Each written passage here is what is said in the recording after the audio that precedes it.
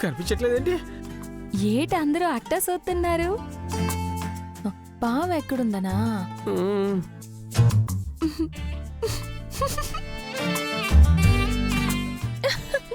పాము లేదు, గేము లేదు. నానే అలాగే ఎగటం ఆడాను. ఏం ఆడావు నువ్వు? అంటే జోక్స్ వేసా. జోకా? మీ అందరికీ కూడా ఇంకో విషయం ఏంటంటే, నాతో ఎట్టుకోవాలంటే కాసింత ఆలోచించి ఎట్టుకోండి. ఏంటిది తలపగరు? నీ ఇష్టం వచ్చినట్టు చేయటానికి ఇది మీ శ్రీముఖలింగం కాదు. నీ లిమిట్స్ లో నువ్వుంటే నీకే మంచిది. నాను ఏ తప్పు చెయ్యను. నా ముందు తప్పు జరిగినా నాను సూత్తూ ఊరుకోను. నాకు శ్రీముఖలింగం అయినా ఒకటే, ఈ సిటీ అయినా ఒకటే. నా తీరు మారదు.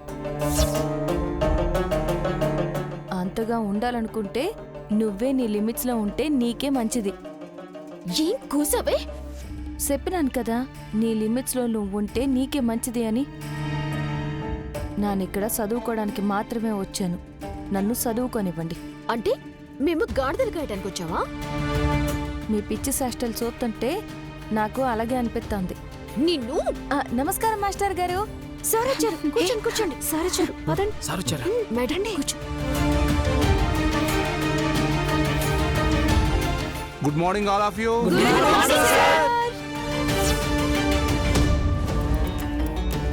ఏట్రా మీరు మాట్లాడుతున్నది? ఇడాకులు తీసుకోవడం ఏంట్రా?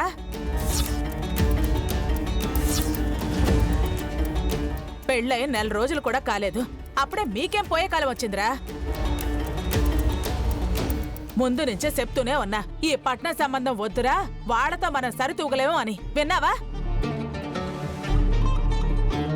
ఏమైందమ్మా నీకు? అయినా మేం విడాకులు తీసుకుంటున్నామని ఎవరు చెప్పారు? నీ పెళ్ళామే చెప్తోంది కదరా. సింధుజాక్షి చెప్పింది విడాకులని కాదమ్మా, ఊరెళ్ళడానికి ఎవరి బట్టలు వాళ్ళు విడివిడిగా సర్దుకుందామని చెప్పింది. మరి శివర్లో ఎవరి దారి వాడితే అనింది? ఓ అదా, ఎవరి దారి వాళ్ళది అనలేదు, ఎవరి బ్యాగులు వాళ్ళవి అన్నారు. ఓ అంతే కదా? అంతే అమ్మా. ఒక్క నిమిషం నా గుండె జారినంత పనైపోయినది. సర్లే, మీ బ్యాగులు చదువుకోండి. అదిగో నీ బట్టలు తీసుకొచ్చినాను. రాత్రి బండ్లో తినడానికి పులిహార చేస్తాను. మళ్ళీ ఎందుకు దండక ఖర్చు? పదవే Manga.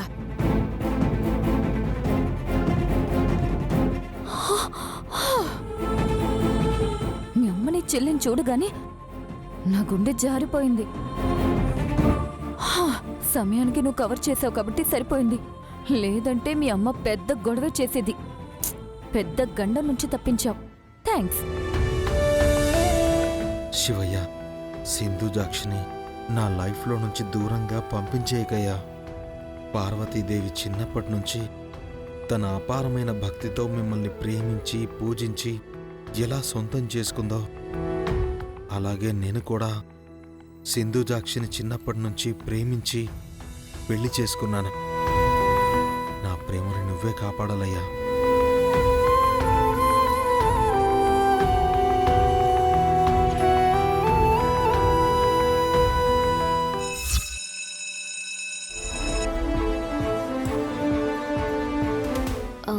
Maddy, yeah tell me Trisha. యాక్చువల్గా ఫ్రెండ్స్ అందరం కలిసి టుడే నైట్ పార్టీ చేసుకుందామని ప్లాన్ చేశాం. నువ్వు కూడా వస్తే బాగుంటుంది మ్యాడీ. లేదు త్రిష, నేను రావటం లేదు. ఇంట్లో నా పరిస్థితి తెలుసు కదా. నేను ఎక్కడికి వెళ్ళినా అందరికీ చెప్పాలి, ముఖ్యంగా తాతయ్యకి. నెక్స్ట్ టైం చూద్దాం. బాయ్. మధుబాబు, మధుబాబు, మధుబాబు! ఏంటి మధుబాబు, నా కోసం ఆగకుండా వెళ్ళిపోతున్నారు? ఎందుకు ఆగాలి? ఇంటికి వెళ్ళాలి కదా మధుబాబు. ఇంటికి వెళ్ళాలి, ఒకే బైక్లో కాదు. నేను మార్నింగే చెప్పాను కదా, మన ఇద్దరం ఒకే బైక్లో తిరగడం కుదరదు. అది మన కాలనీలో కదా మధుబాబు చెప్పారు. కాలనీలో అయినా కాలేజ్లో అయినా మన ఇద్దరం కలిసి తిరగడం అస్సలు కుదరదు. ఈ రోజే కాదు, ఏ రోజు కుదరదు. అనవసరమైన ఎక్స్పెక్టేషన్స్ పెట్టుకోకుండా ఆటోలో వచ్చాయి. బాయ్. బాయ్.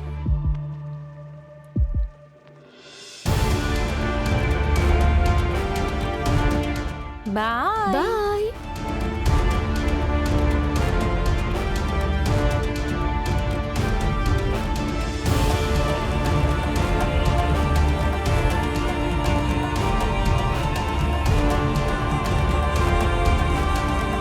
నువ్వు నా బైక్ మీద కూర్చొని నాతో పాటు కాలేజ్కి రావడం నాకు ఇష్టం లేదు.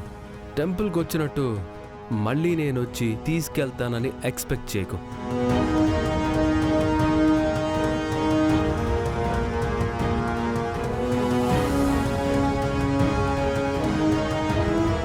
ఈ రోజే కాదు, ఏ రోజు కుదరదు. ఆటోలో వచ్చాయి. మధుబాబు చేస్తున్న పనులు చూస్తుంటే నన్ను భారీగా ఒప్పుకుంటారు అని అనిపించట్లేదు. కానీ పెద్దయ్య గారేమో ఎట్టాగైనా నువ్వే వాణ్ణి మార్చుకోవాలి అని చెప్పారు. ఎట్టా మార్చుకోవాలో నాకు అర్థం కావట్లేదు. మధుబాబుకి నాకు ముడేసిన శివయ్యే ఏదో ఒక దారి చూపించాలా.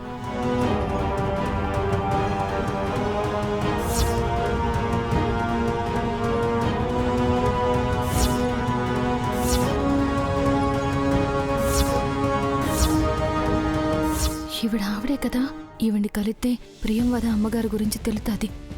అన్న, ఆటో ఆపండి. ఇదిగోండి అన్న.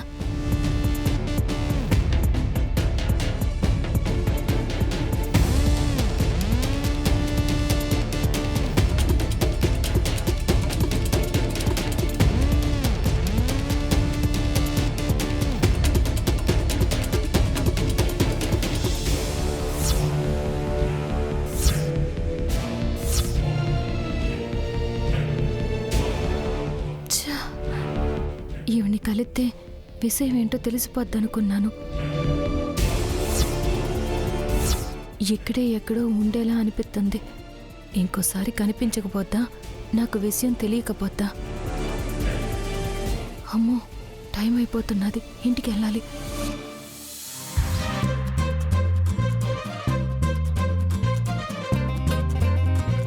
ఇప్పుడు నేను ఒక్కడనే వెళ్ళానంటే తాతయ్యకి సమాధానం చెప్పలేను. ఎర్ర బస్సు వచ్చేంత వరకు వెయిట్ చేసి ఎర్ర బస్సుతో కలిసి వచ్చినట్టు కవర్ చేయాలి.